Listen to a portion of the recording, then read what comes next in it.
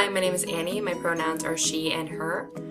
I identify as gay, lesbian, queer, and I'm a wheelchair user. Hey everyone, my name is Erin. My pronouns are she and her.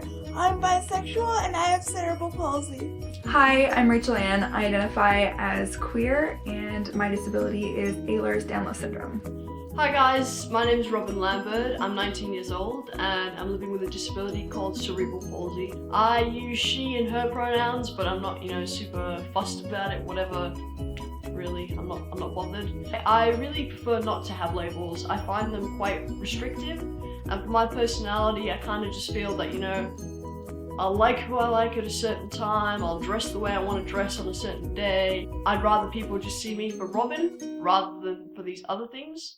What are some misconceptions you think people have about the sexualities of disabled people? I definitely think that there are two extremes. I think that people either hypersexualize or desexualize people with disabilities. I think a lot of people perceive disabled people as completely asexual, or they over-sexualize them and their sex is considered fetishized or just over the top, overly sexual. So it's at extremes. So you either have the asexual disabled person or the super sexual, deviant, sexualized, deviantly sexual disabled person, basically. Usually the hypersexualization is a fetishization of people with disabilities, or they assume that people with disabilities are completely non-sexual. I think in general, there's still this perception in society that people with disabilities are, pure and virgin and almost childlike and really, asexual. When obviously that is not the case. People with disabilities are, sexual beings, just like most other people. They have sexual urges and they have different sexualities and different genders.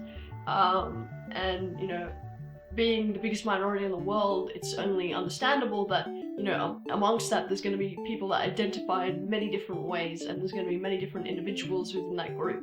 I just don't think that disabled people are capable of having desires or carrying on those types of complex interpersonal relationships. And I definitely think people never assume queerness when it comes to disabilities.